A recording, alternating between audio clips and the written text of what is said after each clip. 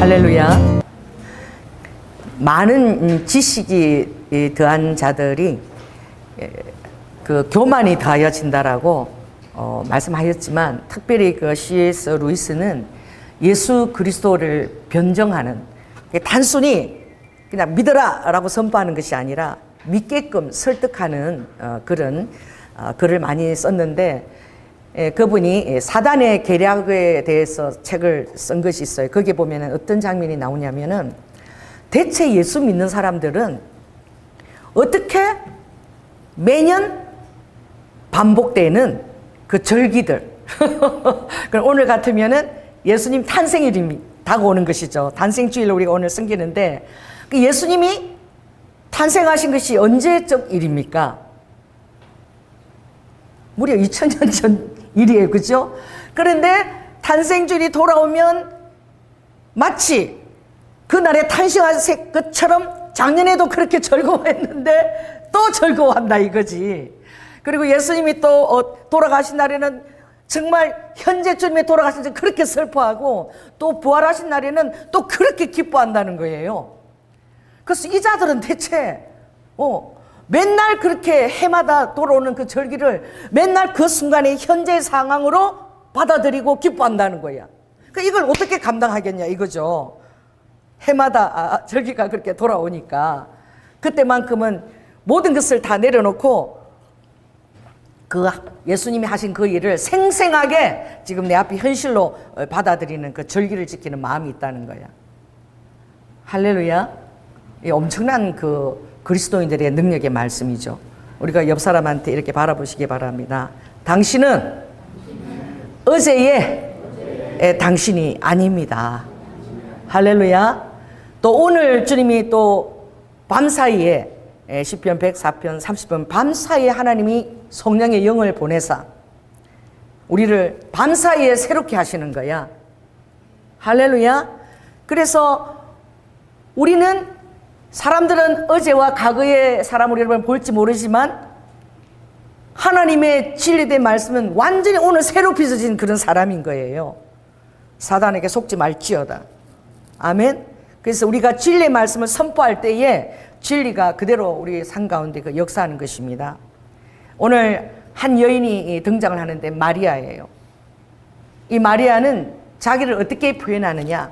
계집종, 또 비천한 여인.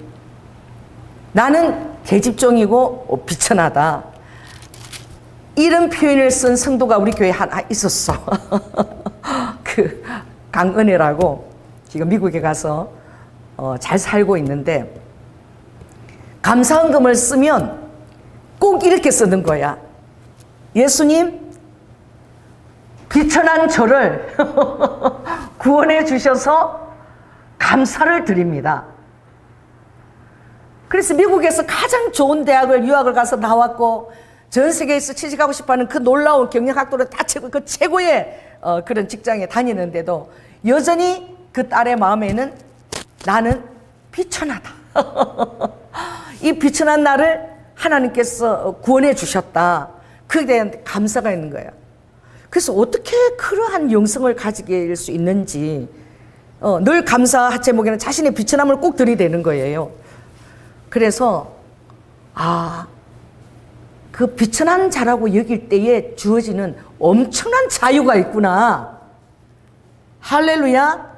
정말 여러분들이 내가 주님 앞에 구원받을 수 없을 정도로 주님의 그 놀라운 그 은혜의 선택과 예정이 없었다면 완전히 상관없는 자로 여전히 지옥에 사람들에게 속하여 있고, 이 삶을 내가 이길 만한 승리할 방법도 전혀 없고, 승리할 만한 진리의 말씀도 내가 알지도 못하고, 그 진리가 너희를 자유케 하리라는데 그 자유 안에 들어가지도 못하고 방황하는 그 많은 범주들 속에 속해 부초처럼 상황에 따라 그때그때마다 떠내려 갈 텐데, 그런데 이런 나를 예수 그리스도가 십자가로 구원해 주셨어. 나를 위해 죽어주셨어. 할렐루야. 놀라운, 내가 받을 수도 없는, 감히 상상할 수도 없는, 고린도전서 1장에 보면 이렇게 얘기하죠. 너희들이 눈으로 아무리 좋은 것을 보아도 그 이상이고 할렐루야. 너희가 생각하는 것이나 어떤 것이라도 내가 예비한 그 아름다운 천국은 그 이상이다. 여러분 생각이 못 미치는 거예요.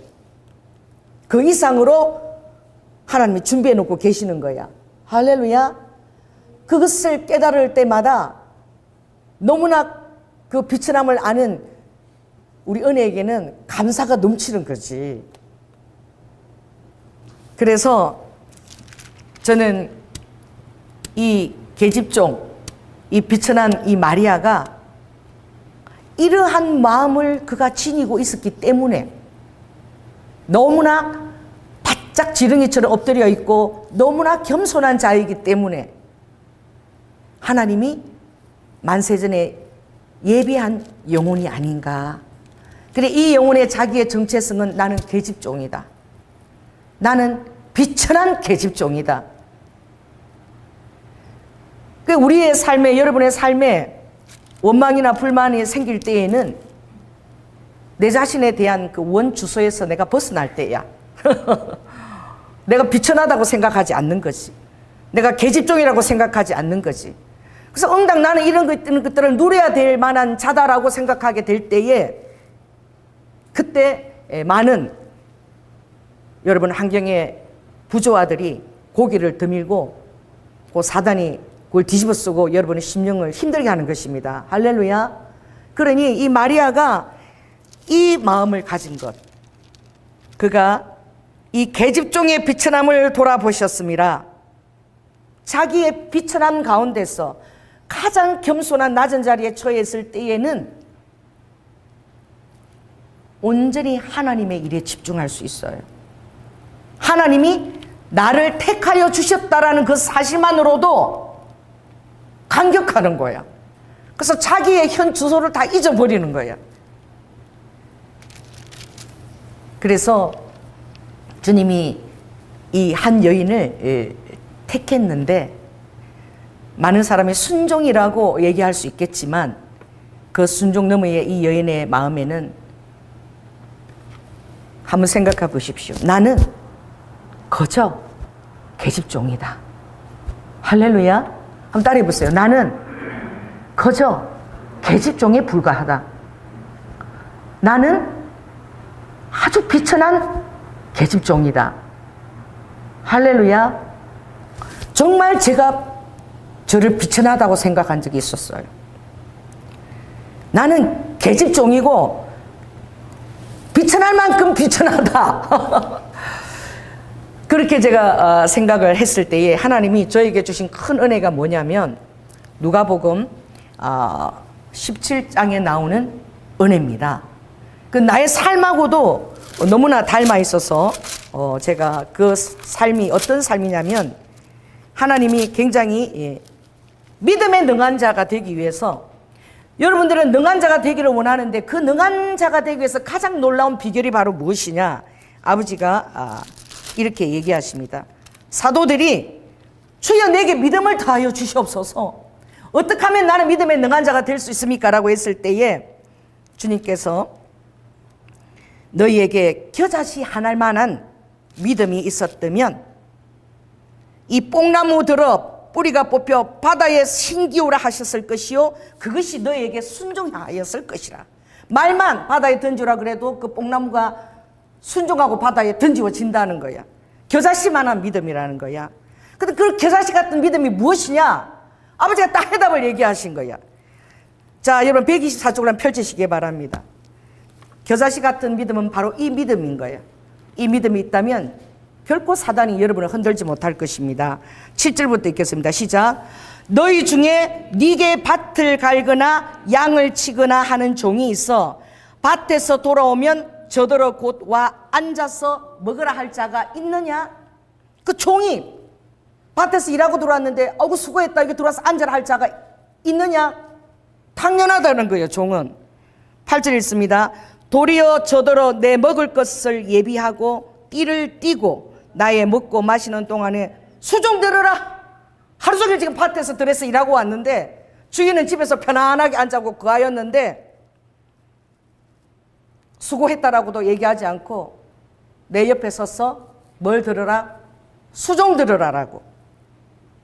너는 그 후에 먹고 마시라 하지 않겠느냐. 명한 대로 하였다고 종에게 살해하겠느냐? 그렇게 했다고 수고했다고 살해를 하겠느냐? 너무나 당연한 거라는 거야. 주님이 10절 같이 읽는 너무 중요한 말씀. 자, 시작. 이와 같이 너희도 명령받은 것을 다 행한 후에 이러기를 나는, 해보세요. 나는 무익한 종이라 내가 해야 될 것을 한 것뿐이라 할지니라. 아멘.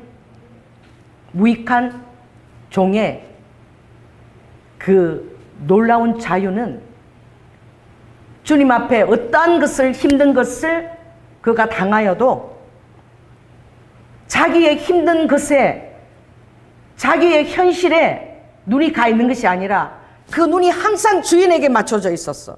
할렐루야. 그 주인이 원하는 것을 위해서 또 수종을 든다는 거야. 하루 종일 일했는데 얼마나 피곤하겠어요. 자기의 피곤한 것도 잊어버리고 자기가 수고해서 응당 살해를 받기 잊어버리고 당연히 수종을 든다는 거예요. 할렐루야. 저는 이것을 알아요. 우리 남편이 결혼해서 외국에 가 있고 결혼하자마자 남편도 없이 시부모를 혼자서 모셨죠. 우리 남편은 5년간을 모셔야 된다고 그랬어. 월급도 하나도 받지 못하고. 그랬는데 우리 아버님이 딱 저를 불러셔서, 이제 결혼해서 뭐 25살짜리가 뭘 알겠습니까? 불러서, 우리 아버지는 연대장이잖아요. 그래서 3,500명을 거느린 연대장이죠. 그 김종필하고 같은 그 동기인데 적으라는 거야. 딱.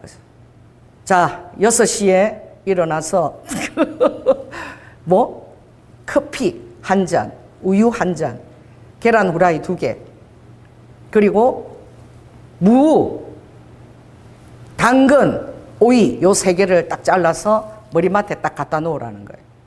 그리고 아침은 9시, 그리고 점심은 오후 3시, 저녁은 7시 이 상을 차려야 된다는 거예요. 결혼해서 딱 저에게 첫날 아버지가 명령하신 거야. 여러분, 제가 뭐 언니가 있습니까? 뭐 언니가 결혼해서 어떻게 졌다 얘기해 준 사람 전혀 없어. 친구 서울에 한 사람도 없어. 부산에 시집 왔어.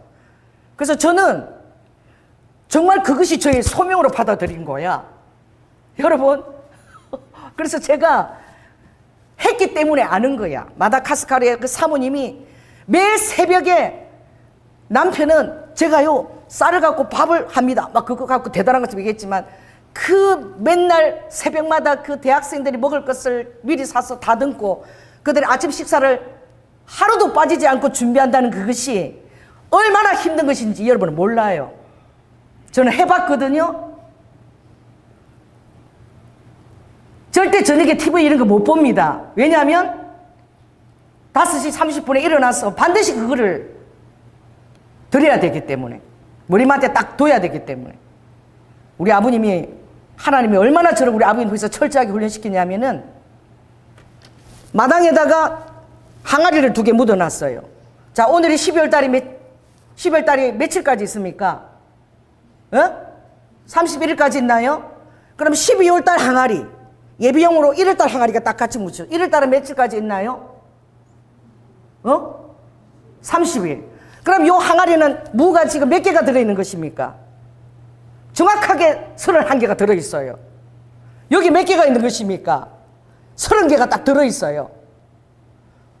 정확하게 나는 120살까지 살아야 되니까 이 무를, 절대 이 무는 손도 대서도 안 돼. 반드시 그 새벽에 들어갈 무예요. 아무 생각 없는 것입니다. 너무 단순한 것이죠. 그것을 날마다 새벽 6시에 일어나서 머리맡에 갖춰놓고 여러분 꿈을 꿔요. 그걸 못할까 봐. 얼마나 그 일에 집중이 되어 있는지, 시간을 정한 시간에 그것을 정확하게 들으지 못할까 봐 제가 꿈속에서 막 그걸 놓쳐가지고 막 허둥하는 그런 꿈을 꿔요. 일어나 보면 6시가 안 된 거야. 살았다.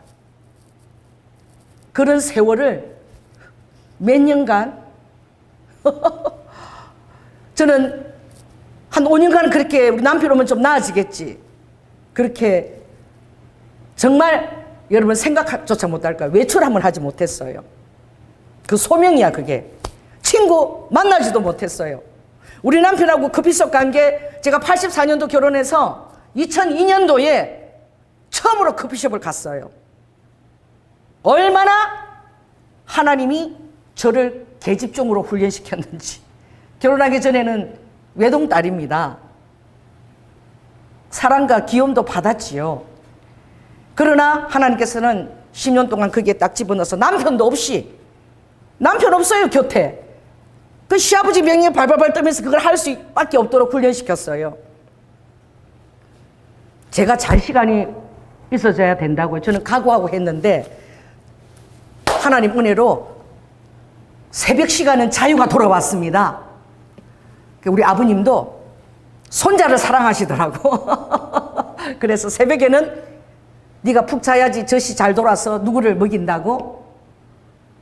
손자 젖이 돌아서 손자를 먹일 수 있으니까 이제 새벽 6시에는 이제 안 해도 된다라고 주셨어요.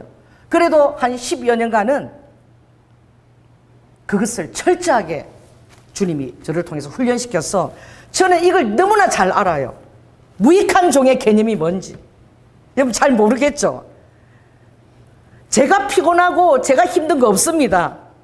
항상 우리 아버님하고 아버님이 초점에 맞춰 있어서 아무리 피곤해도 그 시간에 그걸 딱 해야지만 그 다음 나의 자유시간이야. 아침 9시 그리고 오후 3시 저녁 7시 요 시간은 칼같이 한 번은 물을 딱 정해져 있는데 우리 어머니가 물을 채 썰어서 고춧가루 뿌리면 그걸 무치는 거 되게 좋아하시고 우리 아버님이. 우리 어머님도 우리 아버님 엄청 무서워하세요. 그래서 일어나시면 무조건 외출하셔. 그리고 저녁 7시에 퇴근하시고 우리 아버님을 곁에서 안 모셔. 제가 아내 같은 역할을 했어요. 말부터 대주고 다 했는데 너무 골치가 아프니까 일찍 나가버리시고 딱 저녁 7시 그때 들어오셔요. 그러니 갑자기 들어오셔서 그랬었어요. 어머니가 야, 저 아버님 무 좀 빼와라고. 준비를 하라고 급하고 왔으니까 제가 절대 안 된다고. 절대 아버지 무 손대면은 제가 죽고 나는 거야. 어머니 절대 안 됩니다. 그 손대면 안 됩니다. 그랬더니 야, 내가 사다 놓을 테니까, 내가 내일 들어오면서 사다 놓을 테니까 가져와라. 그래서 제가 가져와서 썼어요. 나도 잊어버린 거야. 어느 날 우리 어머니가 안 사놓은 거야. 그래가지고 그날 아침에 무가 들어가야 되는데 무가 없는 거예요. 그날요 불렸어. 갔어. 꿇어 앉았어. 우리 어머니하고 저하고 불려가서 꿇어 앉았어. 감히 시아버지 무 위에 손을 댈 수 있다니. 여러분 택배가 왔는데 급해서 우리 아버님 신발을 제가 신고 이렇게 택배 받으러 급하게 나갔다가 아버님 신발을 슬리퍼를 신고 들어오는 저를 보고 아버지가 그 자리에 서! 깜짝 놀래고 제가 택배가 그래 섰습니다. 지금부터 복창 10번을 시키는데 나 지금도 지금 생각하면 웃음이 나오는데 그때는 쫄아가지고 시아버지 신발은 항공모함이다. 그게 왜 항공모함이라고 그러지 이해도 안 됐어. 이걸 10번 복창을 하라. 그래가지고 복창을 딱 하고 밑에 손가락을 딱 이렇게 펴가지고 10번을 안 하면 혼날까봐 얼마나 제가 쫄아 있는 줄 알겠죠. 이게 서럽지도 않아요. 시아버지 신발은 항공모함이다. 시아버지 신발은 항공모함이다. 우리 아버님이 쳐다보고 웃으셨을까 모르겠어.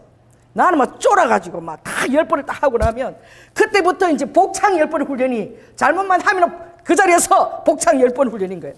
남편 듣고 얼마나 해서 쫄았겠습니까?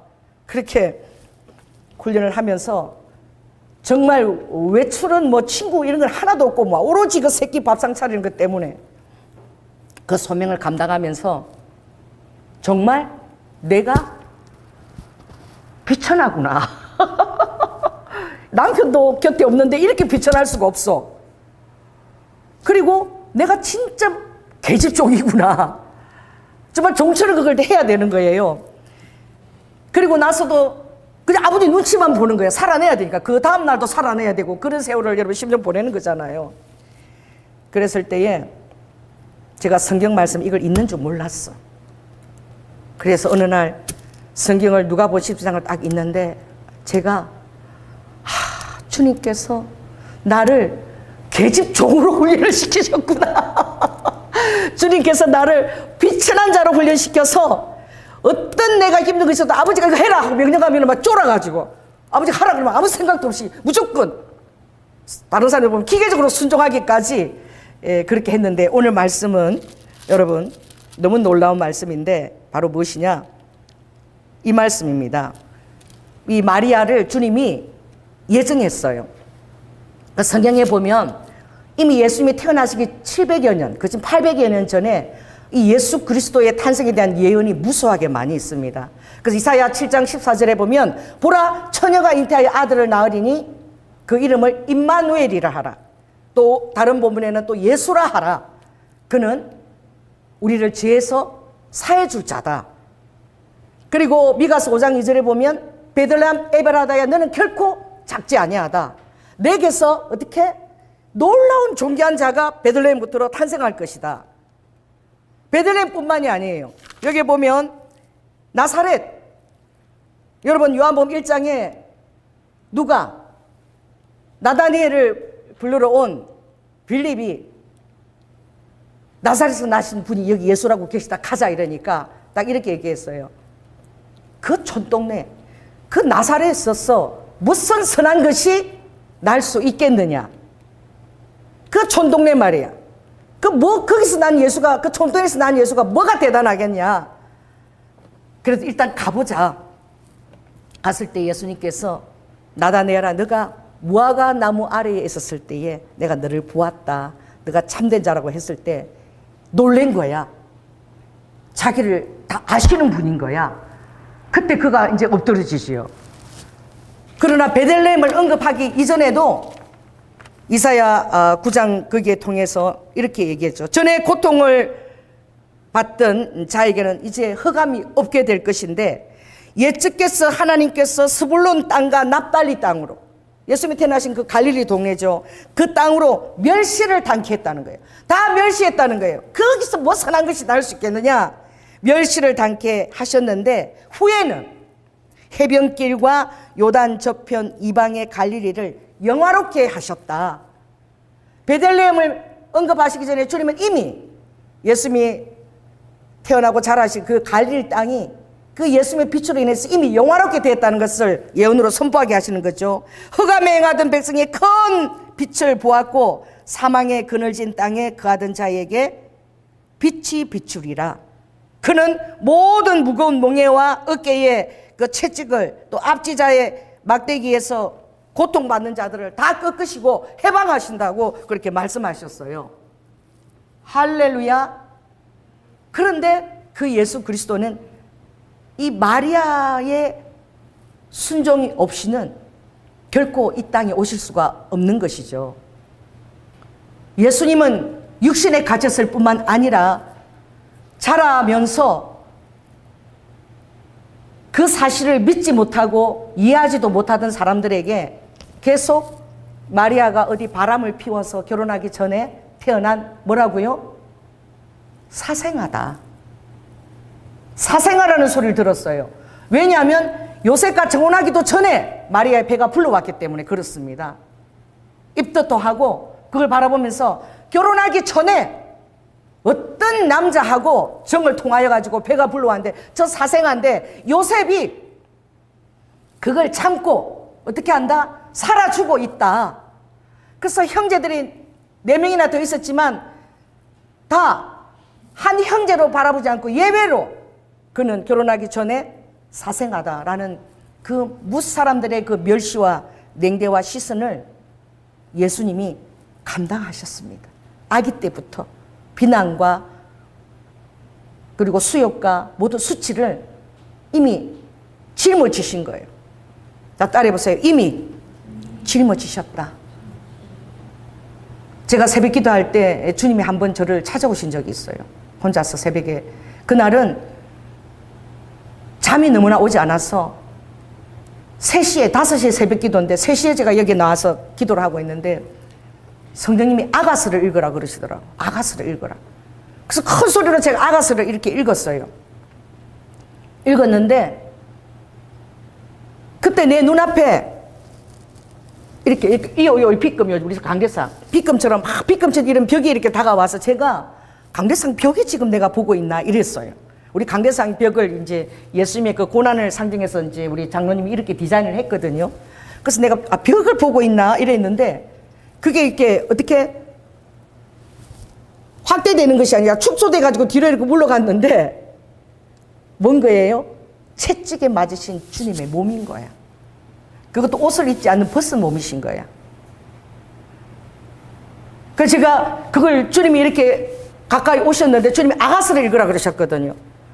근데 주님의 벗은 몸인데 이렇게 가까이 오시면서 제가 그 주님의 몸을 이렇게 환상조에서 만졌는데 딱 어떤 느끼냐면은 그 상처 난 것도 아니고 그냥 터들터들한 그런 우리나라의 마대자도로 만든 그 터들터들한 느낌. 그 살이 이게 봉합이 됐는데 이 터들터들한 그런 그 몸마다 그게 그대로 다 있었어요. 제가 그것을 보면서 그때 처음 주님의 그 벗은 몸을 제가 기도하면서 새벽에 본 적이 있는데 그날 새벽에 아무도 안 나왔어. 3시부터 일어나서 제가 기도 끝나고 한 6시 반쯤 됐는데 계속 이제 성령님과 그 어떤 제가 교제를 할 수 있는 특별한 날이죠. 주신 적이 있어요. 주님은 이미 태어나시기 전부터 그 몸에 모든 수치와 모욕과 이 모든 것을 다 짊어지셨습니다. 그 사람의 질시와 조소에 대해서 아프지 않았을까요? 하나님이시면 육에 갇혀서 예수가 자라나매 그 키가 자라가며 하나님과 사람들에게 더욱 사랑스러워져 가시더라. 누가복음 1장 52절. 더욱더 사랑스러워져 가시더라. 여러분, 인간으로 오셨고 사생아로 조소와 그 형제들과 다른 그런 대접을 받았지만 주님은 의지적으로 왜? 나는 이 땅에 죽으러 왔기 때문에 백성들의 수치와 모욕을 다 짊어지려고 오셨기 때문에 의지적으로 아버지가 그 모든 것들을 그대로 그 모든 수치와 상처를 아기 때부터 그 몸의 상처로 다 아버지가 간직하고 계신 거예요. 간직하고 계셨기 때문에 십자가에서 모든 조소와 채찍과 이 모든 것들을 아버지가 넉넉하게 감당하실 수 있었던 거예요. 자, 대가지불이라는 것은 어떤 것일까? 여러분의 삶을 통해서 겪지 않고 주어지지 않은 것들은 여러분 대가지불의 흉내를 낼 수 없습니다.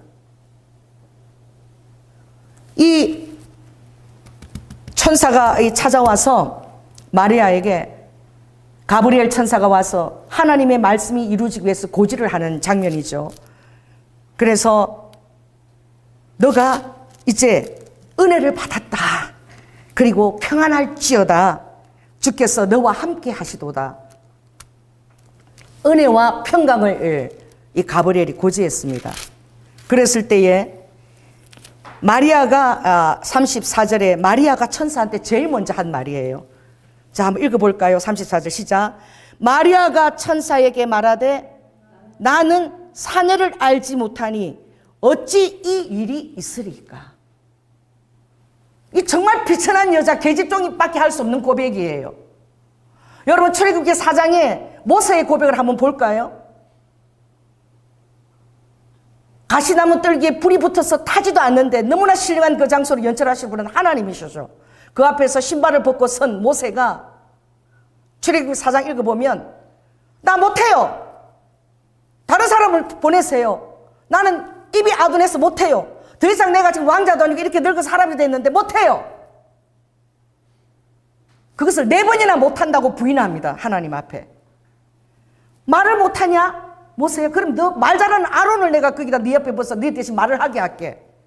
그래도 못해요. 못합니다. 그러니까 아버지가 너 갖고 있는 지팡이 그걸 어떻게 해라?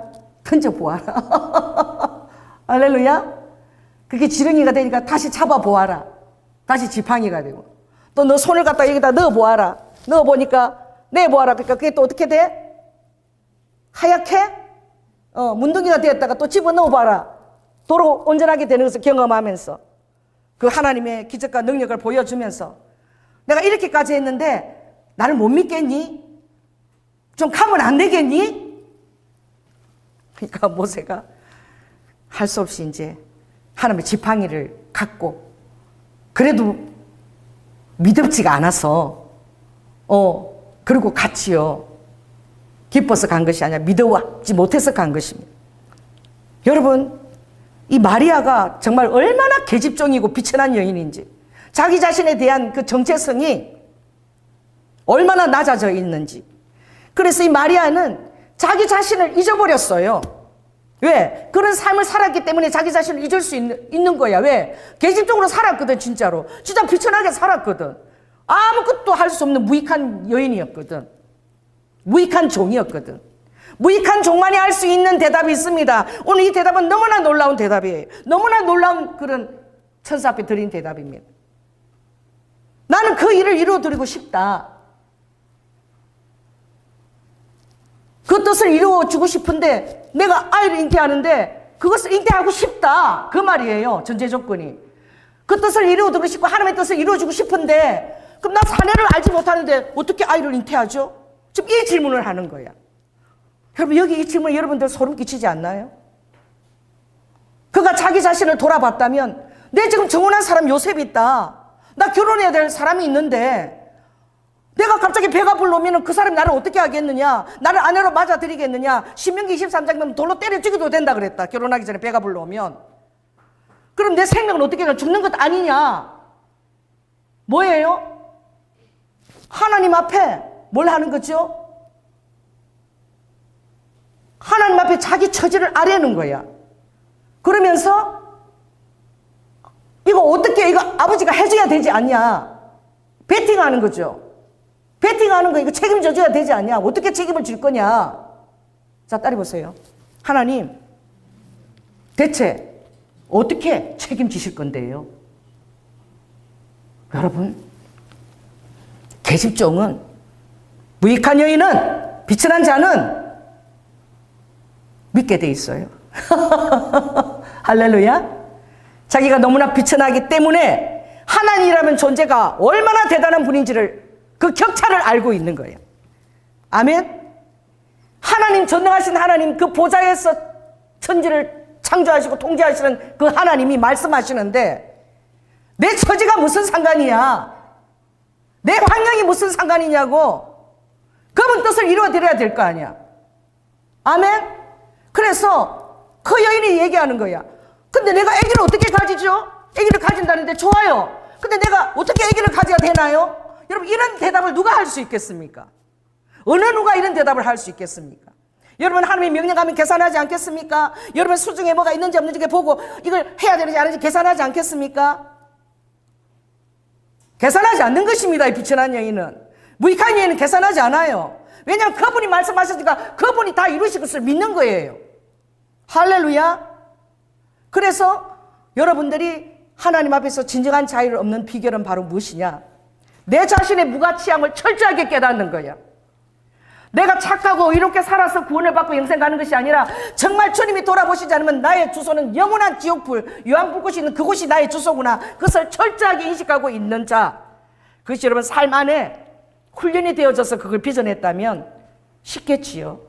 그러나 훈련되지 않고 아직 나의 존귀함과 나의 귀함을 자각하고 있는 자가 하나님 말씀을 아버지가 명령했을 때에 반드시 자기 처지를 들이대는 거야.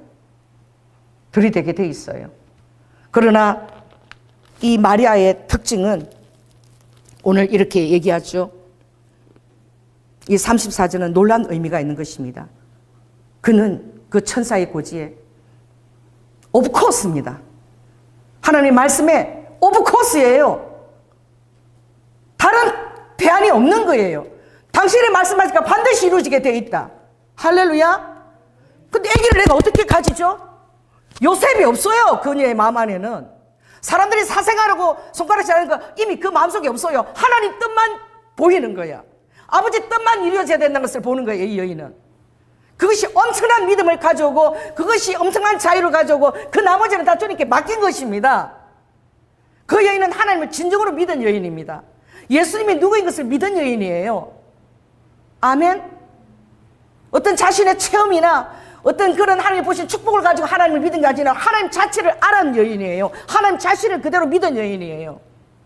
그래서 저는 여러분들이 이렇게 주님이 말씀하실 때 이렇게 대답했으면 좋겠습니다. 왜냐하면 이 대답 때문에 하나님이 마리아를 택했고, 이 여인의 자기 인식 때문에 엄청난 가장 탁월한 그런 하나님의 통로가 된 여인이 된 거야. 이 마리아 특징은 바로 무엇이냐? 자, 따라 보세요. 그럼 어떻게 해야 되지요? 이거야. 내 처지는 모르겠고 그 아버지 뜻을 그러면 어떻게 제가 이루어드려야 되나요? 해보세요. 어떻게 이루어드려야 되나요? 여러분, 이런 자가 있다면 주님은 하실 수 있습니다. 아멘? 여러분, 그 출애굽한 그 모세의 이 마리아가 너무나 대조되지 않습니까? 모세가 출애굽한 대단한 선지자로 인정을 여러분 하고 있지만 이 마리아와 같은 대답을 하지 못했어요. 못한다고 했습니다. 자기 자신을 바라보아서 계속 못한다 그랬어요. 오늘 여러분 무익한 종이 되십시오. 참 믿는 자가 되는 비결은 내가 철저히 주님 앞에 무익하다는 사실을 깨닫는 것입니다. 그걸 깨닫게 되면 그 모든 것들은 다 주님이 하실 수밖에 없어요. 이 여인은 주님이 다 하실 수밖에 없다는 것을 너무나 철저하게 자신이 연약했기 때문에 믿은 여인이에요. 아멘. 그러니까 얼마나 기뻤겠어. 그 대답을 들었을 때 그럼 아이를 어떻게 잉태하죠? 제가 그렇게 해드리고 싶은데 성령이 내게 임하시고 지극히 높으신 능력이 너를 이제 어떻게 덮는다는 거예요. 그러면 아기가 생긴다는 거예요. 세상 사람의 방법하고 다른 거죠. 동정녀죠. 처녀가 아기를 가지게 되는데 성령의 능력이 덮음으로 말미암아 아기를 가지게 되는 거예요. 그 세상 사람들의 이 남자의 씨가 아닌 거야. 그래서 성경에 놀라운 해답이 있습니다. 여자의 후손이라고 되어 있어요. 이 세상에 여자의 후손이, 손들어 보십시오. 목사님 나 여자 후손인데요. 한 사람 빨리 손들어봐. 왜 손 안 들어요? 창세기의 가장 탁월한 말씀은 여자의 후손이, 할렐루야, 그 사단의 머리를 밭으로 때린다 그랬어. 여자의 후손이. 그리고 사단은 그 발꿈치도 상하지 못한다고 하나님 말씀하셨죠. 여러분, 여자의 후손입니다. 예수 그리스도가 오신 통로예요. 사람의 씨가 아닌 것입니다. 남녀와 관계로 임한 것이 아니에요. 여자의 후손에서 성령의 능력으로 잉태된 예수 그리스도이십니다. 그러니 그분은 원죄를 갖고 있는 죄가 없으시지요. 하늘의 능력으로 잉태됐기 때문에 그분에게는 죄가 없는 거야. 죄가 없어야지만 우리의 재물이 될 수 있는 거야. 우리의 속죄 재물이 죄가 있고 흠이 있으면 안 되는 거야. 흠 없는 어린 양이야만 여러분의 죄를 살 수가 있는 거야. 여러분, 그것을 감내했던 여인이 평생 사생활의 소리를 듣고 사람들은 믿어주지 않았습니다. 요셉에게만 예외였죠. 마리아의 그 순종을 보고 하나님 이미 요셉의 꿈으로 현명하셔서 그 여인이 성령으로 잉태된 것을 알고 부정한 것이 아니라고 데려오도록 하나님이 일하신 줄 믿습니다. 그냥 하나님에 몰입하게 되면 나머지 문제는 주님이 다 해결하시는 거야. 또 해결하신다고 정말 믿는 거야, 이 여인이. 이게 귀한 거예요. 왜 그러냐? 너무나 자기가 비천하기 때문에, 너무나 무익한 종이기 때문에 자기가 행할 것이 아무것도 없어. 하나님 하신다 그러면 하는 거예요. 아버지가 하라 그러면 되는 거야. 아멘? 여러분, 아멘이 안 되네. 오늘 이 너무나 놀라운 비밀이 이 본문에 있는 것입니다. 그랬는데 마리아는 요구도 하지 않았어요. 이제 하나님이 설득하시는 거야. 하겠다고. 그러니까 그러면 네 친족 엘리사벳이 있잖아. 그 늙어가지고 지금 잉태되는데 6개월인데 그것도 하나님께서 이 너가 잉태될 자를 예배하기 위해서 주신 자야. 가보거라. 그래서 가잖아요. 석 달쯤 함께 엘리사벳과 함께 있다가 그러고 돌아오잖아요. 여러분이 모르는 놀라운 세계가 있는 거야. 갔을 때에 이렇게 44절에 보면 엘리사벳이 한번 읽겠습니다. 43, 44절 시작. 내 주의 모친이 내게 나오니 이 어찌된 일인고. 이게 사람이 하는 말이 아니야 이게. 따라 읽어보세요. 내 주의 모친이 내게 나오니 이 어찌된 일인고. 이 엘리사벳이 마리아를 바라보면서, 그가 나오는 것을 바라보면서 내 주님의 모친께서 오시는구나. 여러분, 이런 세계가 있는 거야. 이런 세상이 있는 거야. 이게 현실이라니까. 성령의 영으로 여러분들이 통할 때에, 성령의 영으로 여러분에게 성령의 영으로 함께 임재했을 때에 이 통하는 영인 거야. 할렐루야. 어떻게 알아보았을까요? 바로 뱃속에서 아이가 뛰놀았어. 막 마리아가 오는 것을, 인터넷 것을 보고 누가? 세례 요한이 그냥 좋아가지고, 보라, 세례 요한이 예수님께 안수를 줘서 백성들에게 알리고, 그리고 그 틀을 예비하고, 그리고 하늘로부터 이는 기뻐하는 내 아들이라. 너희들은 저의 말을 들으라.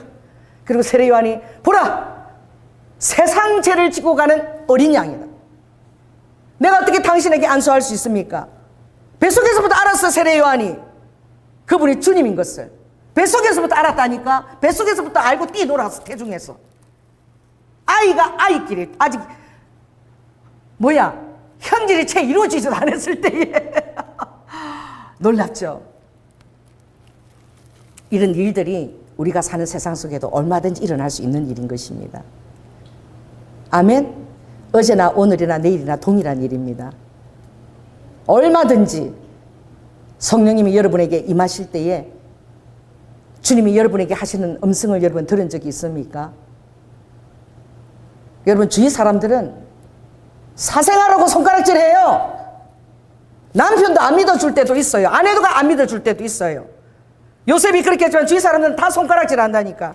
요셉이 마리아를 너무 사랑해서 돌에 맞아 죽을까봐 저 여자를 변호하고 데리고 사는구나. 자라기까지, 십자가에 죽을 때까지 그가 하나님의 아들인 줄 전혀 모르고. 여러분, 이 여인이 택한 그 일이 얼마나 많은 것들을 감당해야 될 일인지. 예언이 반드시 베들레헴 가서 나야 되는 거야. 여러분, 배가 다 불러가지고 산다리 되어가지고 110km예요. 110km. 기차가 있을까요? 없어요. 비행기 있을까요? 없어요. 110km를 배가 이렇게 불러가지고 어디를 가야 되는 거죠? 베들레헴을 가야 되는 거야. 하나님의 말씀 반드시 이루어지는 거야. 거기 가는데 몇 달이 걸리는 거야. 한 서너 달이 걸렸을 거야. 끝까지 배가 불러갖고 그 낙에다가, 마리아를 이렇게 해서 낙에다가 그 마리아를 태워가지고. 하나님의 예언을 이루어드리는 일은 이렇게 너무나 엄청난 대가 지불이 필요한 것입니다. 자, 따라해보세요. 대가 지불. 무익한 종만이 대가 지불을 할 수 있어요. 그러나 그가 비천하고 계집종이 있을 때 자유한 것입니다. 뭐가 자유하냐? 하나님이 말씀하신 것은 그분이 책임진다는 것에 대한 자유함이에요. 인간적인 수고나 노력이 없는 것입니다.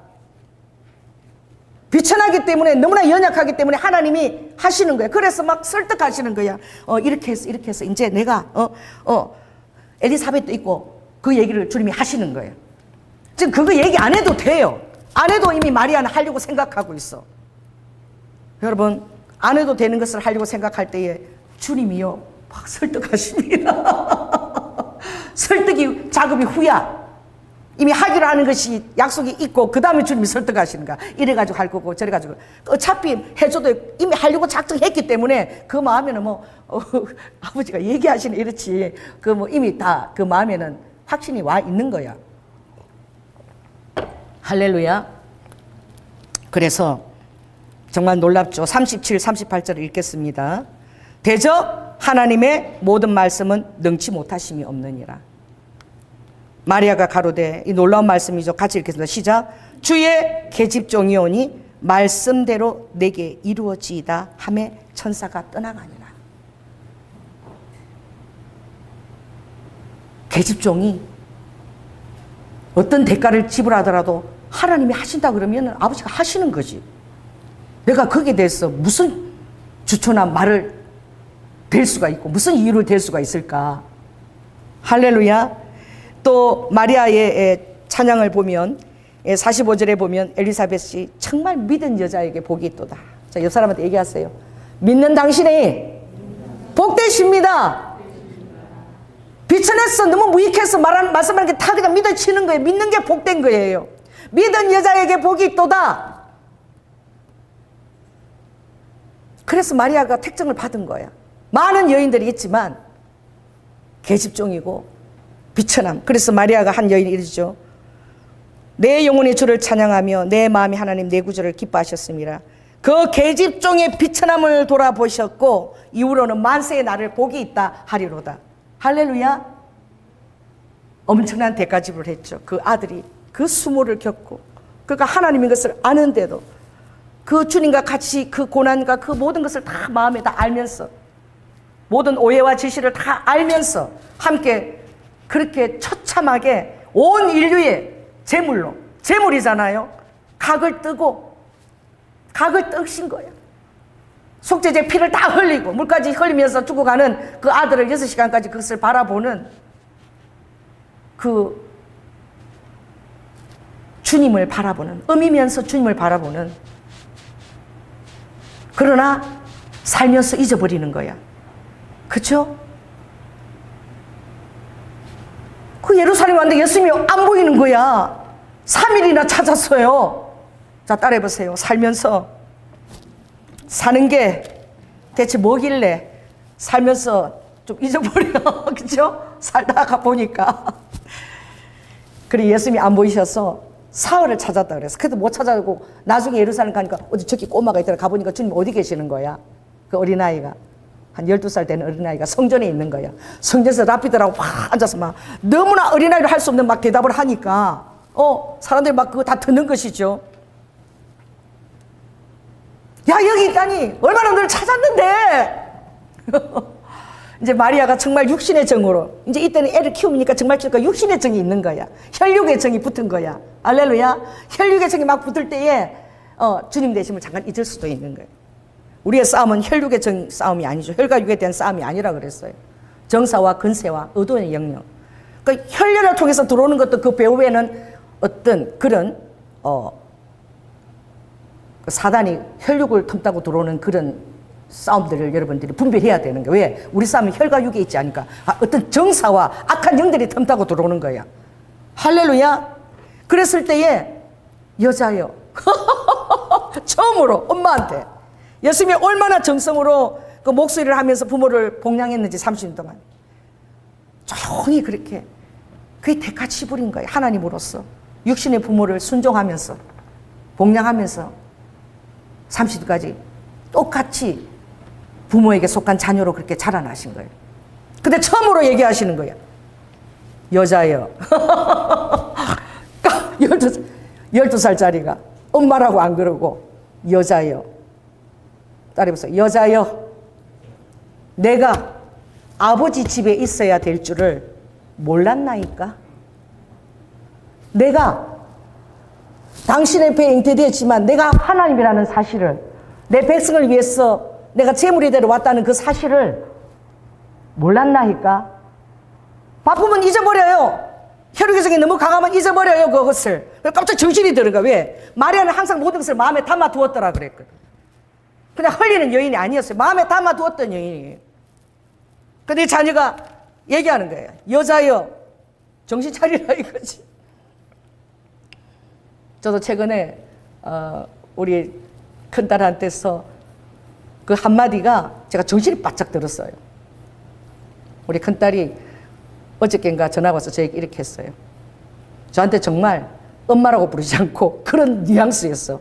여자여, 제발 좀 주님을 배려해 드리십시오. 내가 정신이 바짝 들은 거야. 엄마가 지금 하고 있는 것이 예수님의 마음을 얼마나 아프게 하고 있는 줄 아느냐? 예수님하고 지금 사이가 멀어진 것을 아느냐? 왜 혈육의 정에 연연해 하느냐? 여자여, 당신은 목사고 주의 종이고 이때까지 살아온 것처럼 정신 차리고 하나님을 좀 바라보고 하나님의 배려해드리고 하나님의 마음을 좀 알아. 딱 이렇게 직면을 시키더라고. 와, 너무 아파가지고 제가 너무 아파가지고 막 울고 불고 난리를 지기고 항상 그 화살은 우리 남편한테가 화살은 제일 만만한 게 남편이니까. 그런데 제가 이 설교 말씀 준비하면서 깨닫게 된 거야. 내 위치를 알게 된 거야. 할렐루야. 계집종인 거예요. 어떤 한 아이의 엄마이기 이전에 계집종이고 비천한 자로서 이것을 감당해 왔어요. 근데 와가 그러는 거야. 정신 차려, 여자여. 너는 여종이고 주의 길을 이미 갖고 간 여자고 하나님만 생각해. 딱 그렇게 저한테 얘기해 준 거예요. 예수님이 마치 성전에서 여자여, 내가 여기 있어야 될 줄은 몰랐나이까? 한 것처럼 제자리에 딱 찾아가라고 딱 가르쳐 준 거예요. 여러분, 자녀들이 때로 성령의 음성을 들려주십니다. 아멘? 정신이 번쩍 들었어요. 그래가지고 내 모습이 변한 거야. 꼭 마리아처럼 키우다가 보니까 정이 들어가지고 막, 니 어디 가 있어? 너 3일 여기 아이고 얼마나 찾았는지 알아? 뭐야, 하나님인데 나 계실 때 알아서 가 계신 거지. 알아서 십자가에 달려서 죽으시는 거지 뭐. 네가 할 일이 뭐가 있어? 하나님이 일을 그냥 너는 바라보고, 그러고 너는 택정받은 여인이지. 바라보고 견디고 인내해야지. 그게 너의 대가 지불인데. 할렐루야. 그렇다니까. 그래서 오늘 저는 다른 말씀보다 정말 이 여인의 이 고백이, 또 정말 제가 살아온 삶이 이 마리아를 보면서 제가 정말 감사가 됐어요. 하나님은 내가 무익한 종의 체험을 우리 시아버지를 통해서 정말 그걸 아버지가 비춰내셨구나. 할렐루야. 정말 제가 그랬거든요. 내 배고픈 거 다 잊어버려요. 내 잠자고 싶은 거 다, 피곤한 거 다 잊어버려요. 딱 그 밥 차리는 시간이 막 점심 때도 막 꿈을 꿔 막 밥상을 놓쳐가지고 막 그래 보면은 3시간 안 됐어. 아이고 살았다 이러고 일어나는 적이 얼마나 많은지. 꿈에서까지 그 밥상 시간을 놓칠까봐 막 전전긍긍하는. 내 사정 없어요. 완전히 잊어버리고 그냥 아버님 우리 마치 하나님처럼 내가 그렇게 살은 거예요. 그 훈련을 시켜내신 거야. 그래서 저는 정말 제가 계집종입니다. 정말 제가 비천한 걸 겪었고 제가 얼마나 무익한 종인 줄 알았는데, 아버지가 좀 살게 해주니까 좀 이제 남들이 좀 알아주고 인정도 받으니까 지가 유익한 종인 줄 알고 있네 이것이.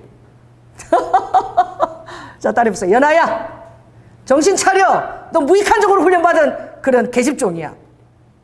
이제 좀 살만하니까 이제 너 위치를 이제 따지고. 이것도 요셉한테도 어떻게 얘기해요? 돌 갖고 나 때리면 어떡해요? 지금 제가 이러고 있는 거야. 여러분, 오늘 저는 다시 계집종으로 돌아가겠습니다. 할렐루야.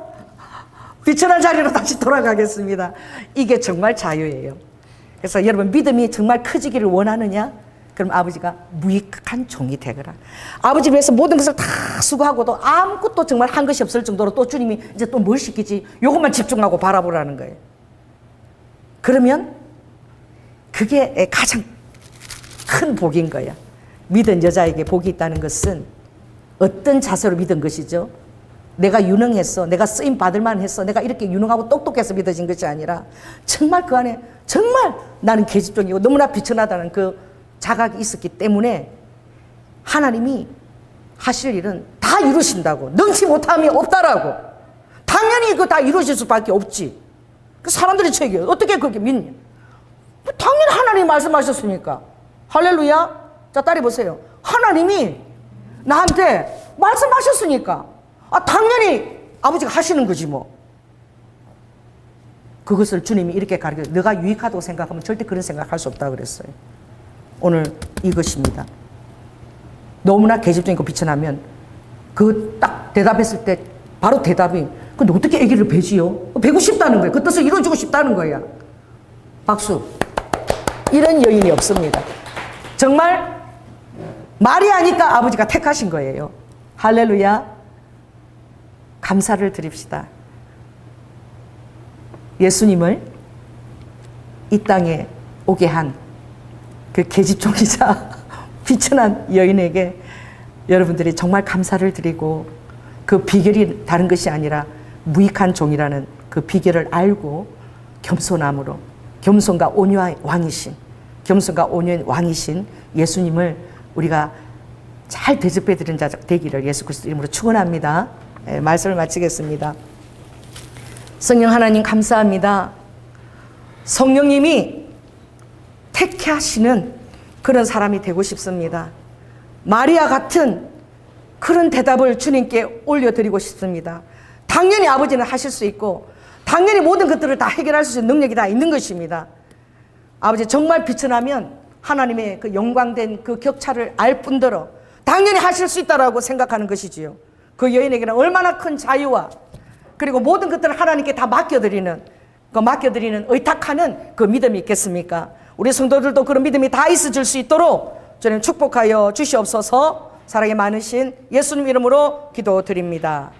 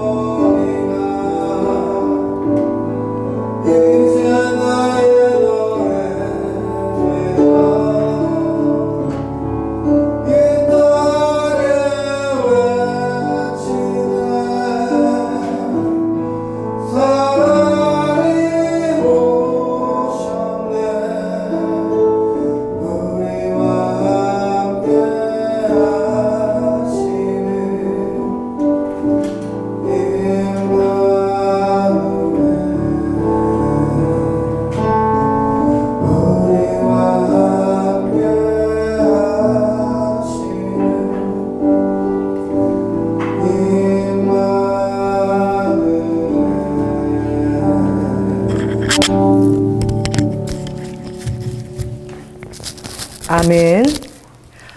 할렐루야. 주님 감사를 드립니다. 아버지 하나님, 성령님께서 우리 안에서 거하고 살아계시고, 아버지 하나님, 우리의 위치를 하늘 보좌 위에 에베소서 말씀대로 이미 앉혀주셨는데, 그러나 어떠한 내가 자리에서 하나님의 놀라운 은혜로 그 자리에 앉히게 된 것을 늘 기억하게 하여 주시고, 비천한 계집종이라고 노래를 부른 이 마리아가 그 고백이 얼마나 하나님을 영화롭게 하고 예수 그리스도를 이 땅에 오게 할 수 있는 가장 탁월한 조건, 하나님의 말씀은 대저 이루지 못할 일이 없고 반드시 능치 못하심이 없고 다 이루실 것이며 나는 무익한 종으로 그것을 이루어 드리는 통로일 뿐이라고 자신을 자각했을 때 가장 주님의 마음을 기쁘게 해드렸고, 우리 여기 있는 사랑하는 성도들과 저에게도 가장 놀라운 선물을 저희들이 받게 된 것입니다. 아버지 하나님, 이제 이후로는 저는 비천한 계집종입니다라는, 저는 무익한 종이라는 그 고백을 아버지 하나님 깊이 우리가 깨달아서 하나님 앞에 찬양하며 온전한 순종을 확신 가운데 드릴 수 있는 그런 우리 성도들이 다 될 수 있도록 축복하여 주시옵소서. 오늘도 주님의 탄생과 또 우리 한 주간의 삶을 감사하며 주님 앞에 귀한 헌물을 올려드립니다. 우리가 감히 권세 있는 떡을 먹습니다. 천군 천사들의 도움과 하나님의 불꽃 같은 눈동자 아래서 우리가 살아가는 자입니다. 혹이나 우리가 존귀케 됨으로 말미암아 자신의 그 터와 그 본분을 잃지 아니하도록 겸손과 온유의 왕으로 모든 대가를 지불하신 그분을 따라가는 종임을 깨닫고 하나님의 마음을 흡족해 하는 우리 성도들 다 되게 하여 주시옵소서. 그렇다면 주님 모든 것을 다 책임지실 것입니다. 특별히 우리 청년들을 위해서 기도합니다. 청년의 날에 저들을 아버지 하나님 빛나게 하여 주시고, 육신의 부모가 연약합니까? 원저의 아버지께서 하늘 자원으로 저들을 양육하여 주시며 이 땅 가운데 영향력을 끼치게 하시고, 또 하나님 가정을 이룰 때에 믿음의 귀한 배우자를, 현숙한 그 배우자를 선물로 허락하여 주시옵소서. 사랑이 많으신 예수님 이름으로 기도드립니다.